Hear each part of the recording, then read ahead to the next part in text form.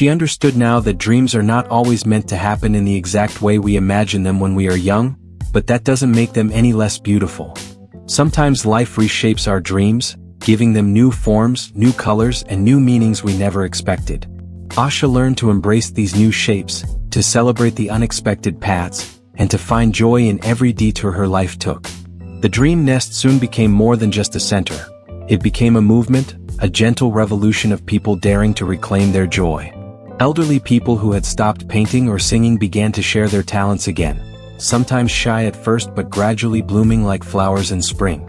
Children who felt shy or scared found courage through her stories, learning that their voices mattered and that imagination was a treasure no one could take away.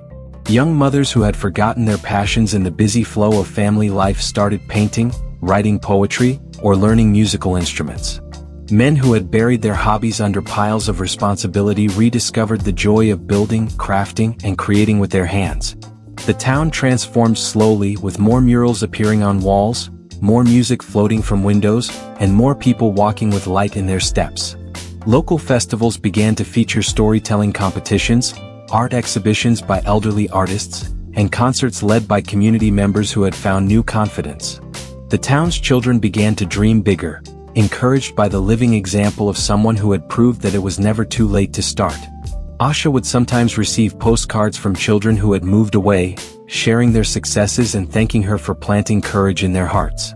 One postcard came from a girl who had gone to study art in a big city saying, "Dear Auntie Asha, I am painting every day and I think of you when I mix colors." Another letter arrived from a boy who wrote, "I read your stories to my little brother every night now, and he says he wants to be a writer too someday."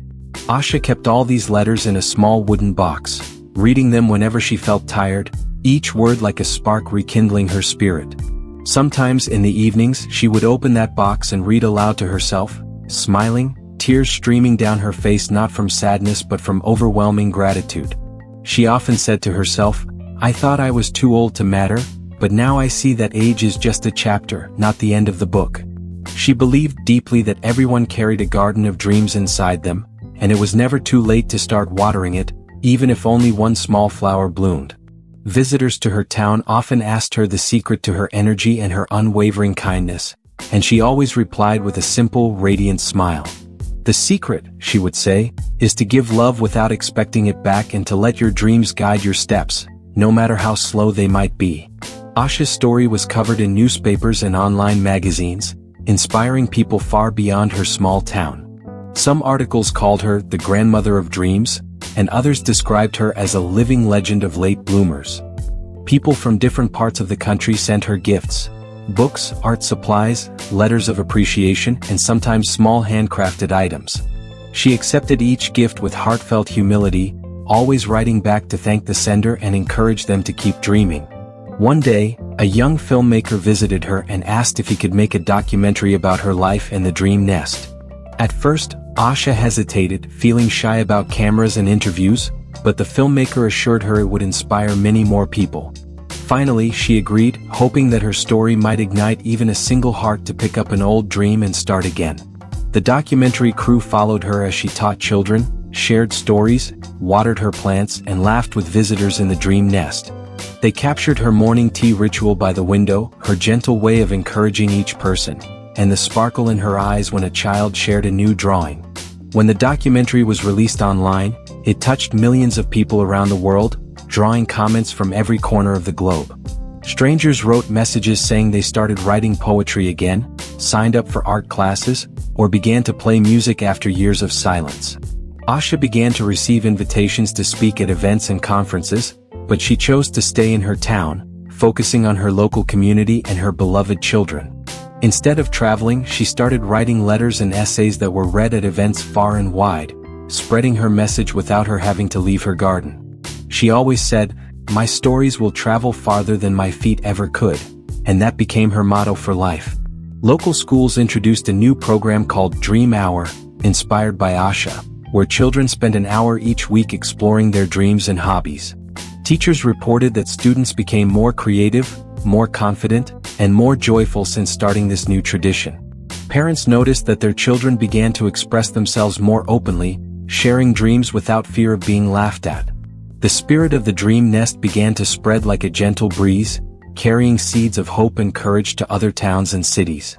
Small community centers modeled after hers began to open in different places, each one carrying its own unique flavor but sharing the same essence: reviving dreams. People sent her photos of these new centers, some built in renovated old houses, some in school halls, some even in simple open gardens. Each photo made her eyes light up as if she were looking at new branches sprouting from a tree she had once planted in silence. Asha realized that even though she had never seen Paris or swum in an ocean, she had crossed more boundaries and oceans than she could have ever imagined. Her words had reached places she would never visit physically, and her spirit had touched lives she would never meet in person. She felt that her life had become a story within a story, an endless thread of inspiration weaving through countless hearts. On her birthdays, children from town and beyond would gather at the Dream Nest to sing songs, perform small plays and share their own stories. She always watched with tears in her eyes, feeling each performance as a gift more precious than any treasure. She often whispered to herself during these moments, "This is my Paris. This is my ocean. This is my dream coming true 1,000 times." She believed that every soul was a universe of dreams, and each act of courage to follow them was like lighting up a star in the dark sky. She encouraged even the shyest child to stand up and speak, to share their drawings or hum a melody, always celebrating each small step as a victory. The young girl with braids, who had inspired her years ago, finally published her first illustrated storybook and dedicated it to Auntie Asha, who showed me the way to believe in my dreams. Holding that book in her hands, Asha felt a joy so deep and vast it was beyond words, a silent music playing in her soul. She saw her life as a river, flowing gently through valleys and villages, nourishing countless small gardens along the way. She no longer feared the end of life because she had filled every day with meaning, leaving trails of love and courage behind her like footprints on the sand.